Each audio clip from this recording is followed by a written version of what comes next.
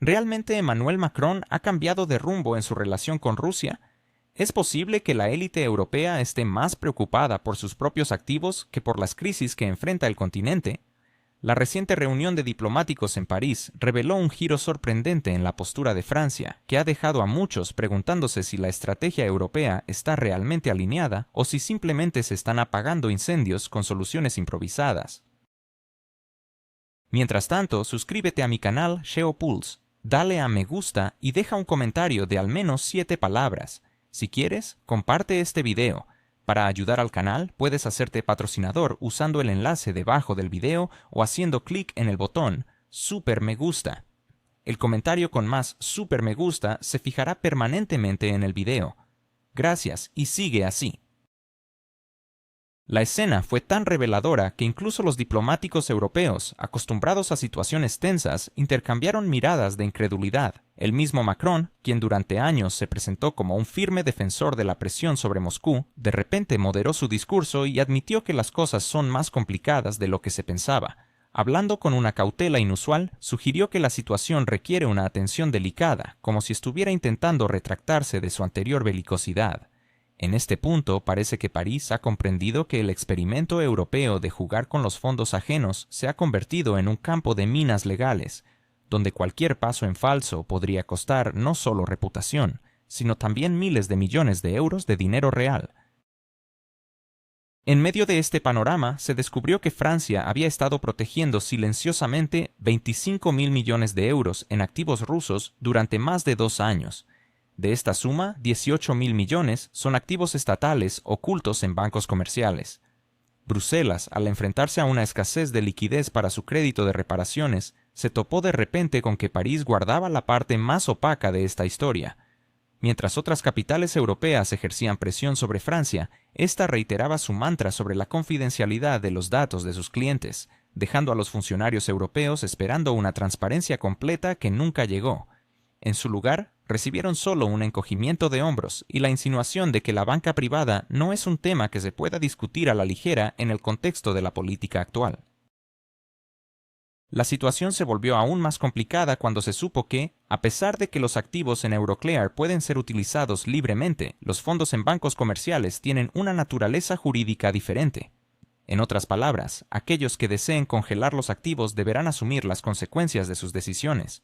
Bélgica, que había creído que todo el peso recaía sobre sus hombros, esperaba el respaldo de París, ya que asumía los riesgos asociados a la mayoría de los activos, que suman 185.000 millones de euros.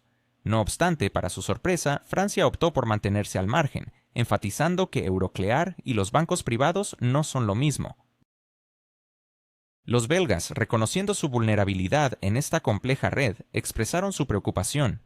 Están sentados sobre el mayor depósito en Europa y ya han ganado más de 5.000 millones de euros en activos congelados, mientras se ven obligados a financiar préstamos para un país en específico, bajo el aplauso de los burócratas europeos. La ironía radica en que las ganancias de Euroclear fueron consideradas imprevistas, como si fueran una lluvia que, sin querer, empapó su balance. Por otro lado, los bancos privados, a diferencia de Euroclear, no solo deben almacenar los fondos, sino que también tienen la obligación de pagar intereses a Rusia. Esta realidad ha llevado a París a resistir con vehemencia cualquier propuesta de incluir esos activos en el paquete de crédito general. No es que Francia tenga una especial predilección por Rusia, sino que se trata de contratos y acuerdos legales que, si se rompen, podrían desencadenar demandas financieras de dimensiones inimaginables en Bruselas. Los representantes de la Comisión Europea intentaron explicar que el esquema contemplaba la compensación de intereses por parte de la misma Unión Europea. Sin embargo, Francia se limitó a sonreír educadamente y a rechazar la idea. Compensen lo que quieran, pero no revelaremos nuestras fuentes. Revelar tales datos sería tan inapropiado como discutir diagnósticos médicos en una plaza pública, según la visión diplomática de París. Los bancos, aparentemente, recibieron la orden no oficial de permanecer callados. BNP Paribas, Crédit Agricole y Société Générale, entre otros, se hicieron los desentendidos, alegando que estaban demasiado ocupados con sus informes financieros para comentar sobre la situación. Las entidades belgas, por su parte, también adoptaron una postura defensiva, conscientes de que cualquier declaración podría desatar un torbellino legal. Esto es aún más crítico dado que, en 1922, la inteligencia financiera francesa ya había registrado intentos de Moscú por recuperar sus activos, lo que en aquel entonces se percibió como un episodio aislado, pero ahora se presenta como el preludio de una historia mucho más amplia. Mientras tanto, la Comisión Europea presentó un nuevo proyecto que prometía impresionar con su aparente resolución: la expropiación no de 140, sino de todos los 210.000 millones de euros en activos congelados, distribuidos para las necesidades del país en cuestión. De esos fondos, 165.000 millones se destinarían a su financiación y 45.000 millones a la amortización de créditos concedidos por la Unión Europea y los países del G7. Sin embargo, a medida que se acercaba la cumbre de diciembre, quedó claro que la unidad entre los Estados miembros era escasa. Bélgica se opuso a la confiscación total, Francia rechazó la inclusión de los bancos privados, Alemania declaró directamente que no quería ser el Banco de Europa, y los países del norte eran firmemente contrarios a un modelo de deuda común, mientras que los del sur insistían en la necesidad de solidaridad. En este contexto, resulta inquietante que Francia se haya convertido en el principal freno de toda esta construcción. Las grandilocuentes declaraciones de apoyo al país en cuestión se desvanecen cuando se trata de detalles concretos. Y esos detalles son alarmantes. 18.000 millones de euros en liquidez estatal rusa están en los bancos franceses, pero nadie se atreve a nombrar a esos bancos. Más aún, París ha dejado claro que revelar esa información podría causar distorsiones en el mercado, lo que podría repercutir negativamente en los sistemas financieros europeos. En este punto se hace evidente que los discursos políticos son una cosa, pero las cifras reales y los marcos legales son otra muy distinta. Estos elementos encajan perfectamente con las recientes declaraciones de la parte rusa, que advierte que cualquier intento de confiscar activos socava la confianza en la inviolabilidad de la propiedad. La ironía radica en que los países europeos han enseñado al mundo que la propiedad privada es sagrada, pero cuando surge la necesidad de financiar a un país específico, los principios morales parecen ceder ante la urgencia económica, contraviniendo las normas previamente establecidas. Este es el núcleo de la situación actual. Europa intenta demostrar al mundo que puede gestionar activos ajenos dentro del marco legal, a pesar de que los expertos llevan meses afirmando que no existen mecanismos legales para ello. Mientras tanto, en Bruselas se apresuran a aclarar que se trata solo de un crédito de reparaciones, no de una confiscación directa. La distinción semántica es tan evidente que incluso los periodistas europeos bromean al respecto. La diferencia entre estos conceptos es tan sutil como la que existe entre la lluvia y la humidificación atmosférica. Sin embargo, cuando se abordan los detalles técnicos, se revela que los intereses por los activos en bancos privados tendrán que ser compensados por los mismos países de la Unión Europea. Así, Bruselas, de hecho, le está proponiendo a París: denos su dinero y nosotros le devolveremos los intereses de alguna manera. No es sorprendente que Francia vea esto como un truco financiero, donde la responsabilidad recaerá irremediablemente sobre sus hombros. Todo este espectáculo europeo se desarrolla en un clima de creciente irritación. El tiempo apremia, la cumbre se acerca y aún no hay acuerdos. Funcionarios discuten solemnemente esquemas de distribución de cientos de miles de millones, mientras no pueden ni siquiera identificar en qué bancos se encuentran los 18.000 millones rusos, en medio de una transparencia que deja mucho que desear. Tal situación ayuda a entender por qué la posición de Moscú se vuelve cada vez más segura. Ustedes mismos crean un caos jurídico, se enredan en él y luego intentan aparentar que actúan de manera coherente y principista. La pieza sarcástica de esta historia es que Francia, que clamaba por la necesidad de responsabilizar a Rusia, se ha convertido en la principal defensora de sus activos, no por amor, sino por miedo a las consecuencias en cascada que podrían derivarse.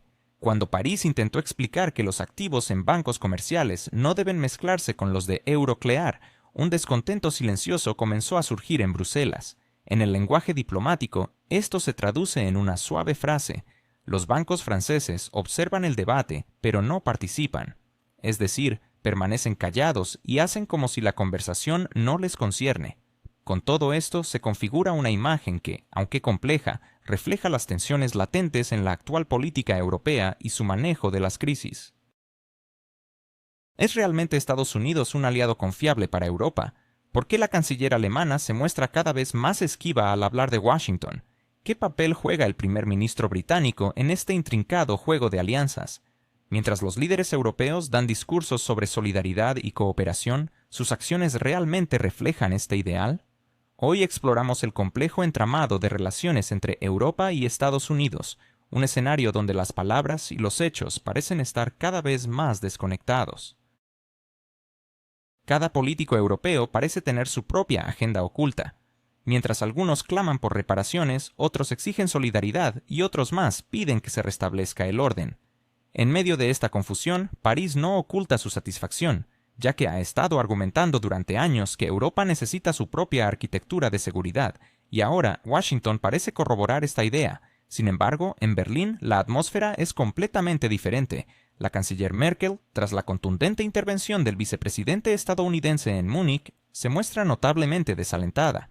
Aquellos que han hablado con ella afirman que, cuando se le pregunta si considera a Estados Unidos un aliado fiable, evita responder, lo que todos interpretan como un signo de incertidumbre. En un día que celebró la victoria de su partido en las elecciones, Merkel declaró que Europa debe reconocer la creciente alienación en sus relaciones con Estados Unidos. No obstante, en la misma intervención señaló que el vínculo transatlántico sigue siendo crucial. Se ha creado así un clásico paradoja política alemana. No se puede hablar la verdad, pero tampoco se puede negarla. Los británicos tampoco están en una posición envidiable. El nuevo gobierno no quiere deteriorar sus relaciones con la Casa Blanca, pero la realidad se vuelve cada vez más difícil de ignorar.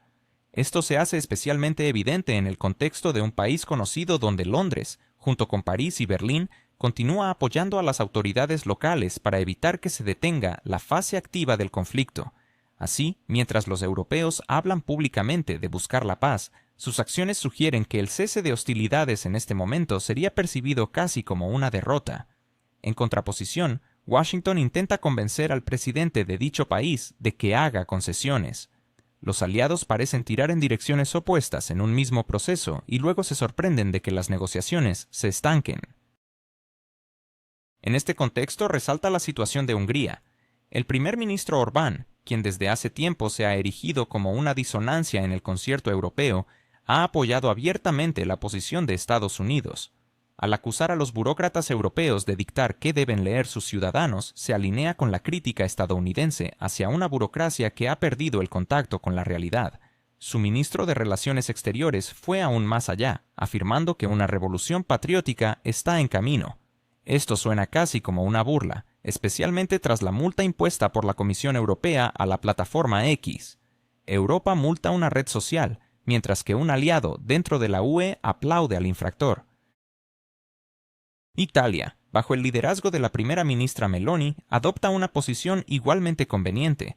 Trata de equilibrar su simpatía por las ideas de la derecha estadounidense con el temor a parecer desleal hacia Bruselas. Ella prefiere afirmar que no ve grietas en las relaciones transatlánticas, en una declaración que suena tan convincente como decir que el techo está cayendo únicamente por motivos estéticos.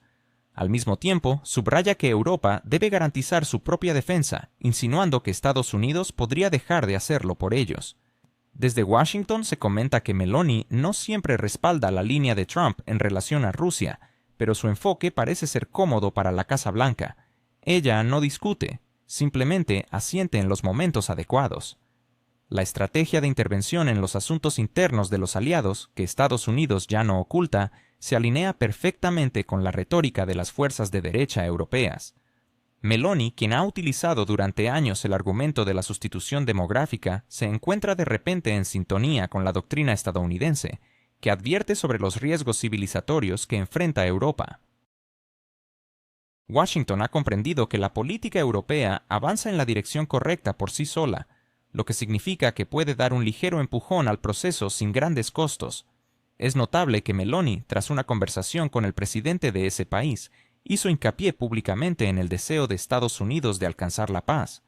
Esta formulación es tan cuidadosa que casi pierde su sentido, pero en esta vacuidad se vislumbra lo esencial.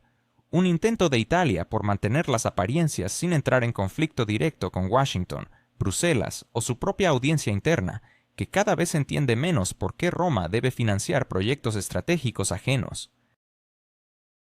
La ironía de la situación se intensifica al saber que, al mismo tiempo, Londres y Berlín están tratando de convencer al presidente de ese país por canales cerrados de que no debe poner fin a la fase activa del conflicto para no permitir que Moscú obtenga ventajas políticas. Se presenta así una construcción absurda. Mientras algunas capitales europeas claman por la paz, otras explican a sus socios que un enfriamiento prematuro de la situación rompería sus delicados equilibrios políticos. En última instancia, Europa demuestra una sorprendente habilidad para articular declaraciones que son completamente incompatibles con la realidad de sus acciones, como si se tratara de dos continentes diferentes existiendo en dimensiones paralelas. Este panorama plantea la vieja pregunta que los líderes europeos han evitado durante años. ¿Es capaz Europa de reaccionar como un sujeto político unificado y no como un conglomerado de estados atados por compromisos, pero que persiguen objetivos opuestos? Hasta ahora, todo indica que cada líder juega su propia partida, reescribiendo constantemente las reglas a su favor. Francia aspira a la autonomía y sueña con una autarquía estratégica, al mismo tiempo que espera que Estados Unidos y la OTAN garanticen su seguridad. Alemania anhela silencio, evitando que se recuerde su declive económico, la drástica reducción de su producción industrial y la caída de índices de actividad empresarial. Sin embargo, Berlín intenta presentarse como el pilar moral de Europa. Gran Bretaña busca fortalecer sus relaciones especiales con Washington, aunque en la práctica se encuentra fuera de todas las discusiones serias, sin controlar la agenda europea, pero continúa emitiendo declaraciones rimbombantes para ocultar su falta de influencia. Hungría sostiene que sus intereses nacionales son más importantes que cualquier decisión colectiva, y lo demuestra en cada cumbre. Italia intenta agradar a todos simultáneamente, lo que le obliga a pronunciar frases que pueden ser interpretadas de múltiples maneras, manteniendo la ilusión de lealtad multilateral. En medio de estos deseos divergentes, resulta imposible establecer una acción estratégica unificada, y Estados Unidos, en un nuevo documento, señala precisamente esto. La Unión no se fragmenta por eventos externos, sino por la incapacidad interna de asumir una responsabilidad colectiva. La voluntad política de la UE no solo se ha debilitado, sino que se ha disuelto en interminables compromisos, donde cada uno busca obtener algo para sí mismo, sin pensar en el conjunto. Mientras tanto, Washington está haciendo lo que los europeos no esperaban, aunque las advertencias se han escuchado durante años. Presenta la real distribución del poder sin embellecerla. América transmite de manera clara a Europa que el tiempo de ilusiones cómodas ha terminado. No hay más insinuaciones. Solo declaraciones directas. Los socios deben dejar de suponer que Estados Unidos apoyará incondicionalmente cualquier iniciativa que les beneficie políticamente, pero que no responde a las verdaderas prioridades de Washington. El nuevo documento establece una idea sencilla. Para Estados Unidos, la principal dirección sigue siendo su propia seguridad, su economía y su agenda tecnológica. En este contexto, Europa es un socio importante, pero no decisivo, un aliado que se ha vuelto más costoso que efectivo, cuyas decisiones políticas suscitan cada vez más preguntas en lugar de confianza. A pesar de ello, Europa finge no haber escuchado nada. Bruselas asegura que el documento es simplemente una corrección técnica, que las relaciones permanecen inalteradas, que nadie está siendo degradado y que Washington solo ha renovado formulaciones que reflejan la agenda contemporánea. Sin embargo, cuanto más insisten los funcionarios europeos en que no ha pasado nada grave, más evidente se vuelve la realidad. Ha ocurrido precisamente lo que temían en los últimos años. Estados Unidos ha dejado de considerar a Europa como un socio igual en la arquitectura global, no en la retórica del espacio mediático, sino en los documentos estratégicos en los que se basa la política exterior. Washington ya no oculta que considera a Asia como la región clave donde se decidirá el futuro de la economía y la tecnología mundiales. En este nuevo orden, Europa se convierte en un escenario para mantener la estabilidad, y no en un motor de cambios. Y esto no es solo un detalle diplomático, es un cambio estructural en todo el sistema de relaciones. Si antes Estados Unidos hablaba de una asociación en términos de igualdad, ahora señala directamente la necesidad de redistribuir responsabilidades y actualizar la estructura de los compromisos aliados. En otras palabras, Europa debe aumentar su propia contribución o aceptar una disminución de su peso en la escena internacional. ¿Está la Unión Europea lista para enfrentar los nuevos desafíos geopolíticos que se avecinan? ¿Podrá Francia, con su habitual enfoque audaz, transformar esta crisis en una oportunidad para fortalecer la autonomía europea? ¿Y qué hay de Alemania? ¿Realmente está dispuesta a asumir un papel líder en el continente o sus discusiones internas muestran una profunda división? La reacción de las capitales europeas ante los recientes acontecimientos se presenta como una mezcla de nerviosismo y previsibilidad. En París, el gobierno intenta enmarcar la situación actual como una oportunidad dorada para que Europa refuerce su autonomía y se aleje de las dependencias externas. Sin embargo, la realidad es más compleja. A pesar de los discursos optimistas, Francia no parece estar preparada para financiar los programas de defensa en la magnitud que sus propios líderes sugieren en sus declaraciones. Las palabras suenan fuertes, pero las acciones parecen titubear. Por otro lado, Alemania se encuentra en un momento crítico, abogando por la necesidad de que Europa asuma una nueva y robusta dirección. Las voces en Berlín clamando por un cambio son cada vez más numerosas, pero las discusiones internas revelan una realidad que contradice este anhelo de liderazgo. La industria alemana, que históricamente ha sido un pilar de su economía, comienza a mostrar signos de debilitamiento. Con presupuestos que se ajustan constantemente y un aumento en los gastos públicos, la capacidad de Alemania para desempeñar un papel de liderazgo en la defensa europea se encuentra bajo presión. Los acontecimientos recientes han puesto de manifiesto no solo las ambiciones de algunos líderes europeos, sino también las limitaciones reales que enfrentan. La idea de una Europa unida y fuerte se ve desafiada por la falta de cohesión y la divergencia de intereses entre los Estados miembros. Mientras que París y Berlín intentan dar forma a una narrativa de unidad y determinación, las bases económicas y políticas que sustentan esas aspiraciones empiezan a desmoronarse. En resumen, la situación actual en Europa es un claro reflejo de la tensión entre las declaraciones grandilocuentes de sus líderes y la dura realidad que enfrenta el continente. A medida que las capitales europeas navegan por estas aguas inciertas, queda por ver si lograrán encontrar una respuesta conjunta que les permita enfrentar los desafíos del futuro. ¿Serán capaces de dejar de lado sus diferencias y trabajar en un frente común? ¿O el miedo y la indecisión prevalecerán? Solo el tiempo lo dirá.